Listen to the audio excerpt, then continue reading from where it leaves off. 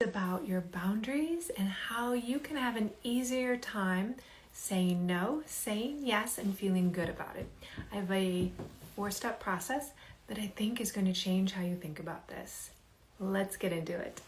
If you are feeling uncomfortable because something is happening outside of you or inside you, you have 4 steps to feel better. If someone has crossed a boundary or someone says something to you and it gives you a feeling of discomfort because of your own inner sense of whatever that is, not about them per se, but about your own experience, the first thing you want to do, ask yourself, 1, how do I feel? Naming your feeling is essential to starting to shift it. It gives you a sense of so much more control and power over your emotions when you put a name on them. Download a list on Google of a list of emotions, and you're going to start to see that there are only some basic emotions. There's many, many nuanced emotions. Okay, once you know how you feel, next, the second step, of course, is to ask yourself, what do I need or want right now? And this is about an inner boundary. It's taking care of yourself. And you might want to use art or writing to understand what's going on with yourself and what you want and need. If you're feeling unsafe, you want to feel safe. If you're feeling scared, you want to feel less scared. If you're uncertain, like you don't have enough information, then you would want to find out some more information. Ask for clarification. So, first step, identify how you feel. Second step, ask yourself, what do you want or need? Third step, what is a brainstorm list of ideas that you can do? What would be helpful in a situation? So if you're stuck at work and confused about something, one idea would be ask your boss. Another idea would be maybe review the emails. It might be that you reflect on something in your notes. There's a lot of different ways that you can gather more information if that's what you need.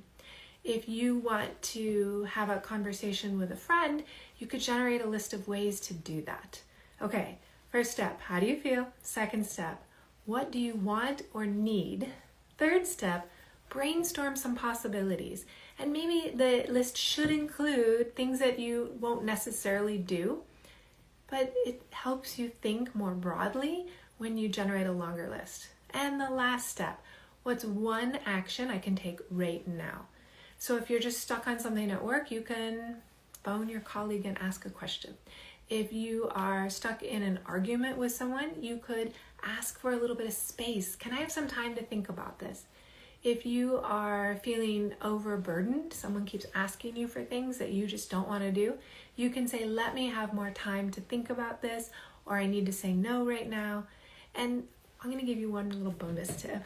Have some boundary kinds of phrases in your back pocket so that you are prepared when you need a little bit of space. I like to say, let me think for a minute. I also like to say, let me get back to you. And if you need space in the middle of a conversation, you can say, I'll be right back. They're simple, they're easy when you want to set a boundary with someone and protect your peace of mind, your ease. I'm so glad you're all here today. I hope these 4 steps, plus my one little bonus step, help you think about creative ways to just feel a little bit better in the moment. I'm going to repeat the list. Name your feeling. Ask yourself, what do you want or need? Brainstorm your list of how can you do a thing. This gives you control when you have strategies. Finally, take one action step. It's either remove yourself from the situation, gather more information, get clear, whatever that is. And remember my bonus tip, always have a few boundary phrases that you keep in your back pocket that are no problem to say to anybody. Most people are just going to say, okay, I can wait till you get back to me tomorrow.